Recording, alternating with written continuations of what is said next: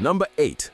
Pontiac Firebird Trans Am SD455, 1973 to 1974.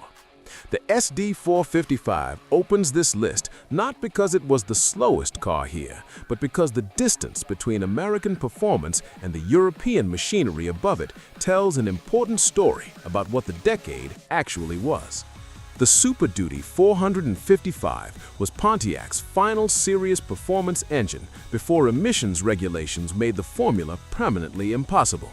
A 455 cubic inch V8 producing 290 horsepower in net ratings in a car that weighed just over 3,500 pounds. Period testing placed 0 to 60 in the mid 5-second range, depending on transmission, gearing, and test conditions, with top speed in the 130 to 140 mile/hour range, significant by American standards but clearly separated from the European and Italian machines that occupy the rest of this list. Fewer than 1,500 units were built across the two model years. Pontiac and the automotive press both recognized it at the time for what it was, the most powerful expression of an American performance formula that would not survive the decade.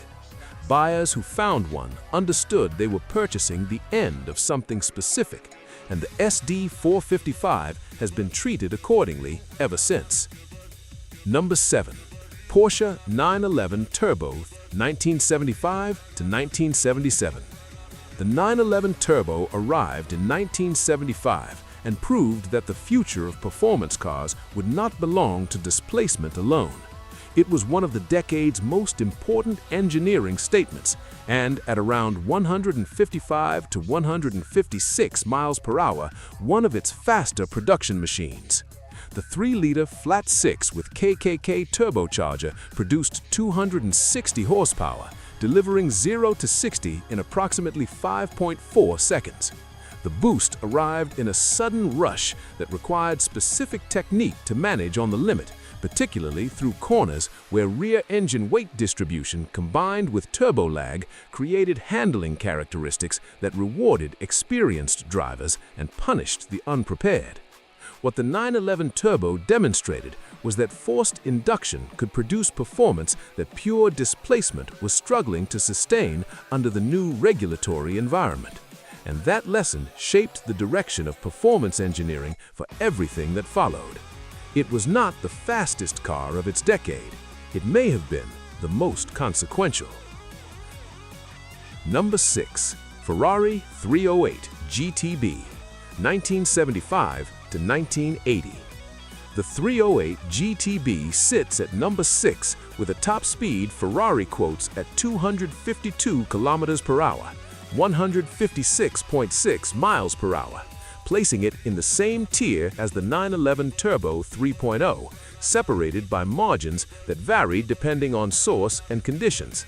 The ordering between these two is genuinely interchangeable, depending on which figures you use, and readers who disagree are working from data that is equally defensible. Built around a 3-liter transverse V8 mounted amidships, the 308 GTB produced around 255 horsepower in European specification and reached 60 miles/hour in approximately 6.5 seconds. American specification cars received emissions equipment that reduced output, but the core character remained. A mid-engine Ferrari accessible to a broader audience than anything else carrying the badge.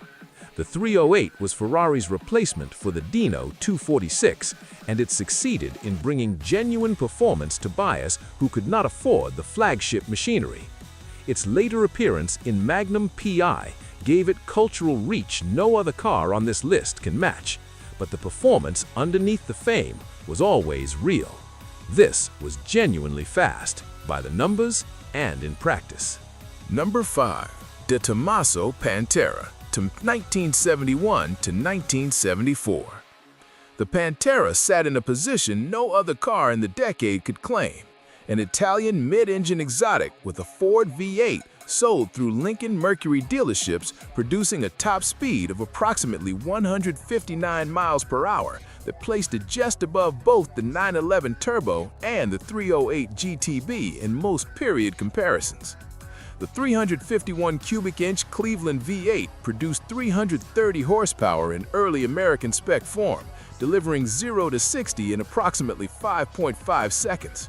The combination of Italian styling by Tom Tiarda and American mechanical underpinnings gave the Pantera a character unlike anything else in the segment, and practical advantages its Italian competitors could not offer.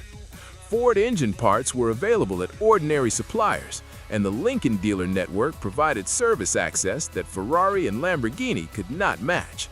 Ford's relationship with De Tomaso ended in 1974, but during the American production years, the Pantera delivered exotic mid-engine performance at a price that genuinely changed who could access it. Its top speed figures place it well above its more famous competitors. Its price placed it within reach of buyers who could never have afforded them. Number 4. Aston Martin V8 Vantage, 1977 to 1979. When Aston Martin introduced the V8 Vantage specification in 1977, the British motoring press immediately recognized it as the fastest accelerating British production car ever built. At a top speed approaching 170 miles per hour, it was also one of the fastest cars in production anywhere.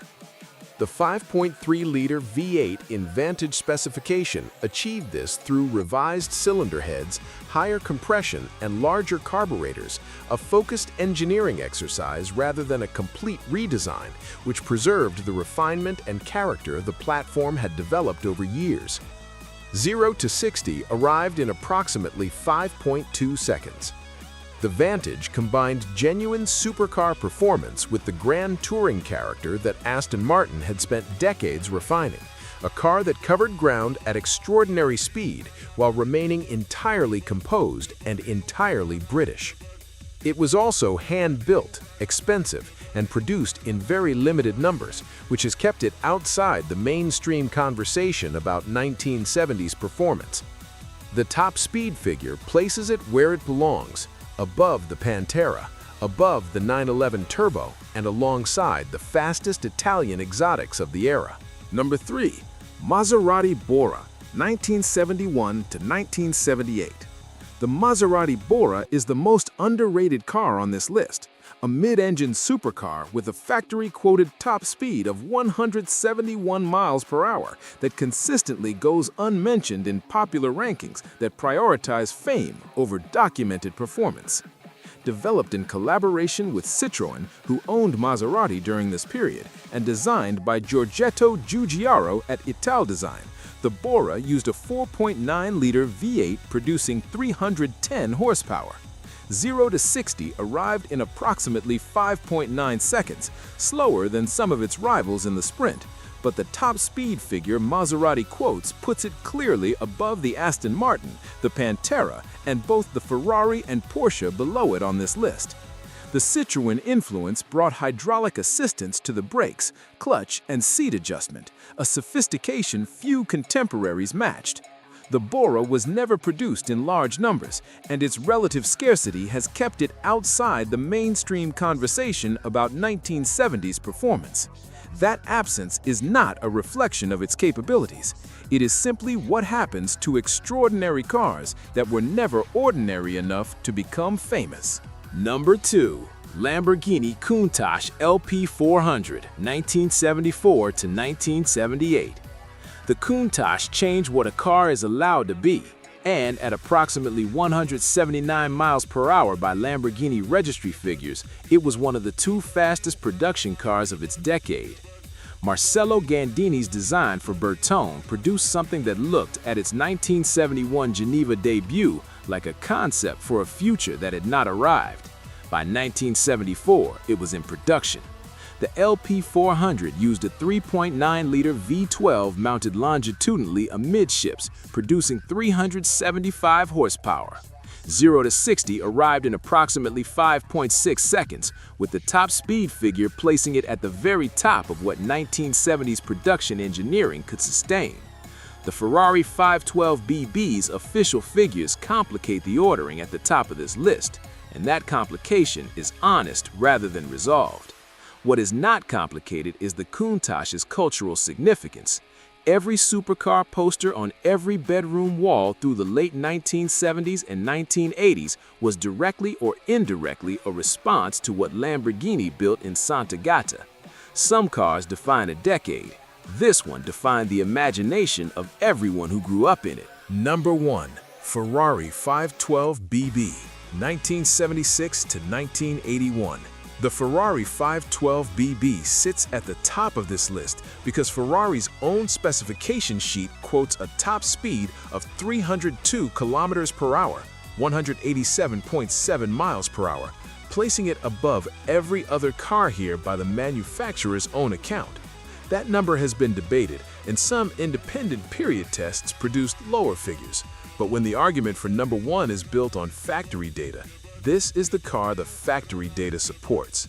The Berlinetta Boxer name referred to the horizontally opposed 12-cylinder producing 360 horsepower, delivering 0 to 60 in approximately 5.5 seconds. The 512 represented the matured mid-engine BB formula, better weight distribution, improved aerodynamics, and an engine delivering its output with the immediacy Ferrari's 12-cylinder architecture always promised. It was also the car directly competing with the Countach for the title of fastest road car in the world. The argument about which one actually won has been running ever since. The factory numbers put the 512 BB at the top.